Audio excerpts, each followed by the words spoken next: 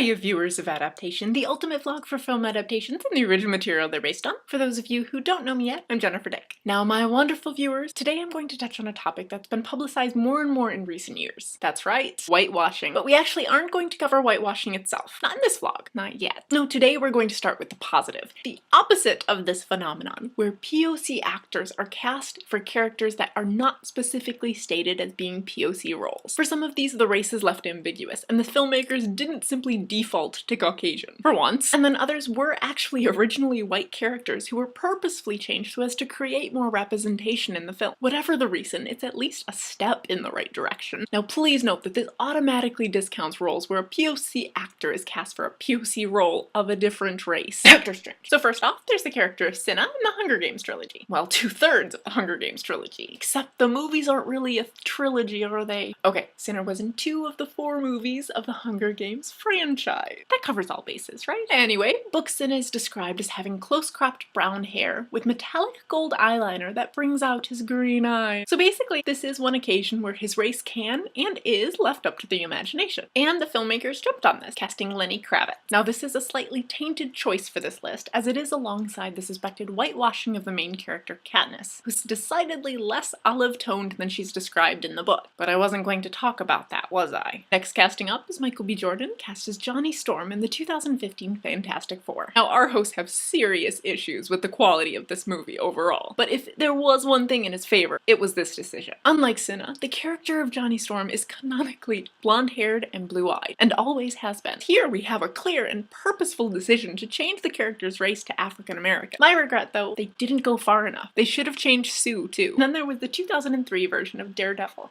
where the Kingpin was played by none other than Michael Clark Duncan. Again, just as with Fantastic Four, we tend to have our issues with this adaptation. But again, this character isn't one of them. Amazing casting, and the part itself is certainly more significant. Wilson Fisk is not a throwaway bad guy by any means. And you know who else is anything but a throwaway character? By one of the Golden Trio in Harry Potter. Now some of you may be thinking, what? To which I give you the casting of Swaziland-born actress Noma Dumezweni as Hermione Granger in the West End production of Harry Potter and the Cursed Child. This was a casting that J.K. Rowling herself backed 100%. Tweeting, and I quote, "Canon, brown eyes, frizzy hair, and very clever. White skin, never specified. Rowling loves Black Hermione." And you know what, JK? So do we. Next on the list is the character of Watson in the television show Elementary. Now of any of the choices so far on this list, this one represents the antithesis of whitewashing. The show's creators took a canonically white, male character and changed not only the race, but the gender as well, casting Lucy Liu as Sherlock's number 2. And she seriously kills it. She really does. And finally, to round out our list, I give you the entirety of the 1997 Rodgers and Hammerstein Cinderella. From a practical point of view, some of the casting decisions might not make sense when taking into account certain familial ties, but you know what? We don't care. The characters in this film are colorful, and it's absolutely beautiful. Cinderella herself is black,